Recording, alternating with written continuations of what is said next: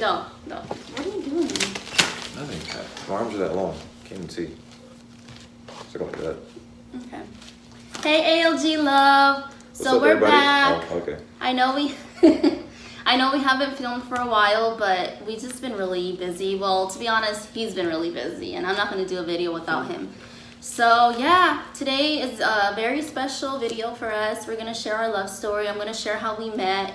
You know, we're going to probably give you some insights on how to keep a relationship like long and healthy, and you know, all that jazz.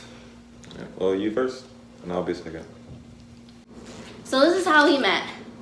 So, when my volleyball season was over for the other semester, I had the choice to either TA the boys volleyball team or do PE. So obviously I'm going to choose TA the boys volleyball team. So yeah, I just kind of TA'd the boys volleyball team. We actually, like the first month, we still didn't really even talk to each other. He was just that guy that was playing volleyball. I was just the TA. But I know who he was. I knew that he was this handsome athlete, and he was attractive to me. Mm-hmm. Your face. What? Okay, so then we officially met when the boys volleyball team decided to do like a little beach volleyball, little fun thing at the beach in Santa Monica Beach. That's when we officially met, and the only reason why we met is because we were partners in a volleyball match. And that's how we were kind of like, oh hi, you know, we're playing volleyball, and we absolutely were. He's awful, like he was awful at passing, and I'm not a good hitter. I was a libero, so like we would lose. Still awful at passing. Nothing's changed. But you were really bad. Like you improved. Yeah, sure. Obviously, you improved. You're a professional athlete now. Anyway, so you know, we would kind of just laugh at each other, like, oh my gosh, Arvis, get the ball. Oh my gosh, Amanda, spike it. You know, like we were just awful. Anyway, so that night we exchanged numbers because we took a picture together. Well, I took a picture with my phone, and his way of like getting the first move was saying, oh, send that picture to me. It was smart, so like that's how, like, he tells me that's how he kind of got my number. He didn't look thirsty at all. So I was just like, okay, he wants the picture. It's on my phone. Let me send it to him. And then after that day, he didn't text me. It didn't seem like he was interested in me. I wasn't interested in him at the time. It was just like, okay, I sent him a picture. But in his mind, he knew he had my number, and that was his little strike one. I guess.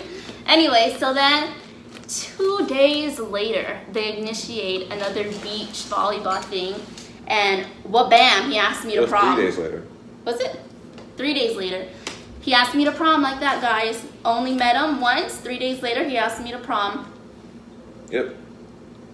I was like, oh, okay. And I was like, I did not want to go to that year's prom, which was 2013's prom. Like, I was asked by other guys, and I just didn't want to go. I said no. But I said yes to him, which was very shocking, and I felt kind of bad because I said no to these other guys. I was like, oh, I just don't feel like going to prom. But with him, it was different. Just something was like, oh, I don't know. It was just like we were meant to be, like,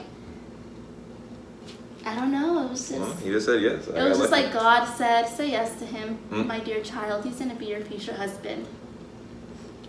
And yeah, and then prom happened, and like right there, we just hit it off. We started texting before prom. We went to prom together. We started hanging out, and then we had our first kiss at a UCLA volleyball game. Yeah, I know. I feel like our relationship has revolved around volleyball. Like, hello, volleyball. Right. Come through. Anyway, so that happened, and then I remember I was in music class, 4th period. I had music class with Mr. Sabab, and he asked me to be his girlfriend. And I remember I was like, was I playing the guitar or the drums? I think I was playing the guitar. You were sitting on the couch doing nothing. That's what happened. You're sitting on the couch. Oh no, I was playing the drums when you asked me to kiss you. So after the I'll say you're sitting on a couch, just edit to. Oh, okay. Anyway, I was sitting on the couch, whatever, like he said, and then he comes to me and he asks me, "Do you want to be my girlfriend?" And this was on April 23rd, 2013. 2013. And then I was like, yes. And I remember it was just kind of like so awkward. Like it was like, okay. And then he went to my class. I stayed in my class, and I was just like, oh my gosh, I have a boyfriend. And I remember I'd walk and we'd be holding hands and people would just be looking at us like, I don't have a side of it. huh? I don't have a side. You just said everything. I met you. We played. Oh, Beach. you guys, I'm really talkative. Okay, I did say everything. I should have like cut it in half. Well, that was Anyway. I'm like, you said the whole thing how we met. Dude. Okay. Anyway, so yeah, now we're dating. We were boyfriend and girlfriend at the time, whatever. And then you can explain the rest. Like you went out to college, blah blah blah. Well, there's no story after that. We just I don't know what to say. You're shy, huh? I blank out. I had nothing to say. Okay, he went to college and we did that whole long distance relationship For like thing 5 years. For 5 years, and it totally worked. Now on to. Okay, so there is one thing that has really made our relationship really last, and that is God. exactly. God is the number one in our lives. I love God more than him. He loves God more than me. I love God more than anyone in this planet. And that's just, I know a lot of people don't believe in God, but we do. And I hope you guys, if you guys believe in him, that's great. But if you don't, I really hope that you come to find that he is real. But honestly, believing in him and trusting him and following Christian morals has really helped our relationship. It's those morals that, you know, you don't cheat on your spouse. You save your virginity. We lost our virginity to each other. And I think that that has really made us stronger. Would you say? Yeah. Because there just wasn't no baggage like of us having someone else. Anyway, there's like a big thing, you know? Anyway, so we did lose our virginity to each other. We've always put God first. We go to church with each other every Sunday. When we would have ups and downs in our relationship, we would just pray about it. I'd pray every night. Help. You know, I would pray to God, Lord Jesus, if this man is the one that you want for me, then let him stay in my life. But if he's not the one you want for me, you know, then just drift us apart somehow. But do not let me marry a guy that you do not want me to be with. I would pray that so much. And I had peace. I was like, you know what? God wants me to be with him. This is the man that, just how everything happened was, this is my road dog. This is who I'm going to grow old with. And, you know, he proposed. I said yes. We're married. Yep. And I know we're young. We're 22. But to be honest, you know, Christians tend to early young. Just because... You said Christians tend to early young. Oh, sorry. Married. Christians tend to marry young just because of the whole, you know, no sex before marriage thing and whatnot. But we didn't marry young just because of that. That was definitely a big reason. But we also married because, you know what, I just felt like this is my man. Why wait? You know? And when we got married, nothing changed. It felt absolutely the same because in my heart, I just knew, okay, you know what? We're not married now, but you're going to be with me for the rest of my life. Like, yeah. Might as well crazy glue us together because you're my road dog. Whatever. Yep. Okay. There's a lot more to say, but he can talk now. I'm sorry, I talk too much. You said everything. There's nothing for me to say. But what else have you thought? Like tips? Oh, I have. Sorry, go. See, told you nothing to say. Now go. No, you go. Oh, I have. Go. Okay, you would agree with me on this one. Guys, if you, oh my gosh, me and Arvis have always found this annoying. Like, if you guys are in a relationship, stop breaking up and getting back together. What is that? Annoying. What is that? Stop breaking up and getting back together. Like, why? If you're gonna break up and don't get back together.